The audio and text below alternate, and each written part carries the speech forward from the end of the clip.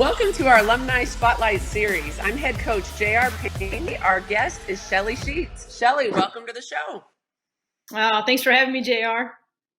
Yeah, we're excited to be able to do this. But before we begin, I need to just tell our audience about how incredible Shelley Sheetz is and was as a Buff.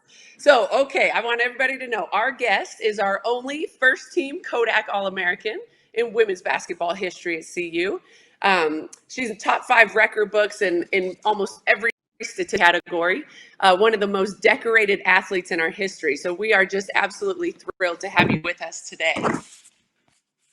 Well, hey, once a Buff, always a Buff. I am absolutely thrilled to be talking with you today. Awesome. Let's get started. So all of us want to know, of all of the incredible things that happened during your time at CU, what is your favorite Colorado memory? Whew, wow. Everyone talks about, the 92-93 team that beat Stanford in the regional in Missoula, Montana. That kind of put Colorado on the map nationally. And so that's a great memory. I think, everyone remembers my senior year, the 94-95 team with Isabel Fijakowski, Amy Palmer. We just had our 25th anniversary reunion of that. And I want to thank the entire Buffs athletic department, Coach Barry, Kimberly Orr, and you and your staff. I mean, you guys did an amazing job that weekend for everybody to come back. But, in that season, everyone talks about the 25-game win streak, being second in the country, all those things, right? But I don't know if everyone really truly remembers all the trials and tribulations that we went through to go undefeated in the Big Eight, and then obviously the Big Eight conference tournament. But I mean, we had that overtime win against Kansas at Kansas when they had their Payless shoe, 13,000 people. And it had to be DC Thomas or Amy Palmer missing the free throw perfectly, kind of like the Duke thing that happened this year, getting the rebound and sending it into overtime. I mean, we don't talk about that, or people don't remember that. And then, we had travel partners. So then we go to Kansas State, and Isabel doesn't play that game because of her back injury. I think DC and Aaron Scholes both get in foul trouble. And then Coach Barry's like, Sheetz, man, you need to score. And I'm like, but that wasn't my role.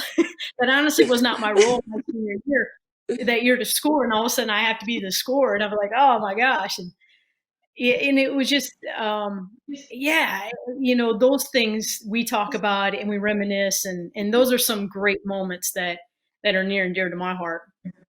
Yeah, very cool. And it was incredible to get to celebrate that team this year with that team. It was remarkable and fun. Okay, so for all of those incredible moments and times throughout your history, who would you say has been the most influential person in your life at Colorado? Oh, wow. I don't know if I can pick one person, but Coach Barry. I mean, she's definitely at the top of the list. That was the most influential, not just from a basketball perspective, but just life. The way she carried herself professionally in her business, but off the court, and the authentic. She was very authentic, and she never compromised. But there's other people. Bill Marolt was a phenomenal athletic director, and just watching him, manage the athletic department.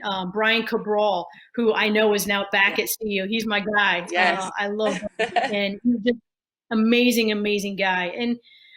But just the athletes from volleyball to men's basketball, with Chauncey Billups, and the success that all of our sports had during our careers there, it was just phenomenal. And all those guys, I think, that I just listed from Coach Barry on down, just the influence that they had and touched my life in different ways.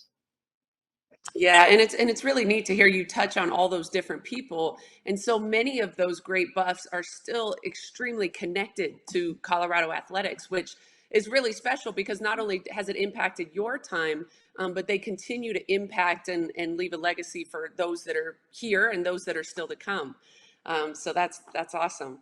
Hey, Shelley, share with us something as we continue. We have another young ball club this year, and we're developing some great leadership within our program. Share something with our young players, that's great about being a leader, qualities that make a great leader on a ball club.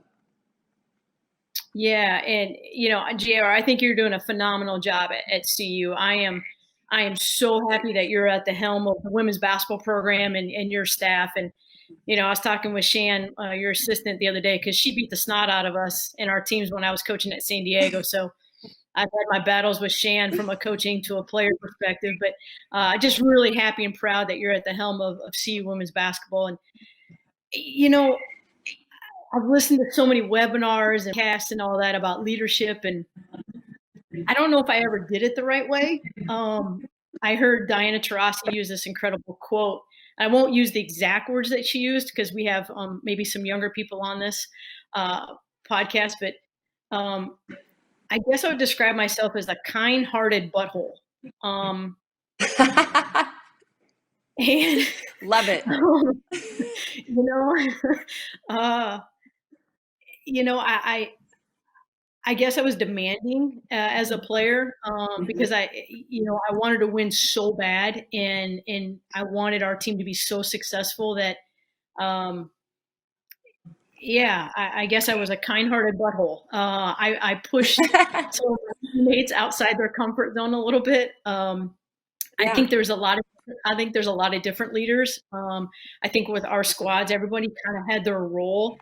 I was probably the most vocal. I know my teammates probably didn't like me every day, or maybe some of them didn't like me at all. But I think there was a level of respect that we had for each other. And when we crossed the lines on the court each and every day, it was go time. And the ultimate respect was there for each and every one of us. And I just do think that when you're talking about a good leader, I think the way you say things, how you say it, and when you say it, I think each individual player is different. I just I love it. Leaders. I love it. When people That's say, right. That's right. Well, I lead by example. I don't really know what that means unless people are actually truly following your example. Because I say this all the time, like, okay, you lead by example, but girl, no one's following you. Like, nobody's following you. So how can you lead by example when you don't have anybody behind you, doing what you're doing? And so I think everybody has, their way of leading. And I think ultimately when you cross the lines, you all have to have the highest respect for everybody. And I think that's what our teams did at CU for the ones that I played with in my 4-year career. Share with us what you're doing now. I've had the pleasure of being in the collegiate level coaching. I'm starting my 19th year. Crazy to think of that. But 19 years, I'm coaching now here at the Loyola University here in Baltimore, Maryland. I just finished my 3rd year here coaching with head coach Joe Logan. Wonderful. And for those that don't know, Shelley's coached all of this country, and I'm just so proud that you continue to empower young women, that get an opportunity to play for you, and so cool that you continue to reach back into our program here at Colorado to spend time with our staff and players, and you truly are a Buff for life. And when you say shoulder to shoulder, I know you mean it. So thank you, Shelley, for joining us today. We're incredibly proud of you. Always cheering for you. Go Buffs. Go Buffs.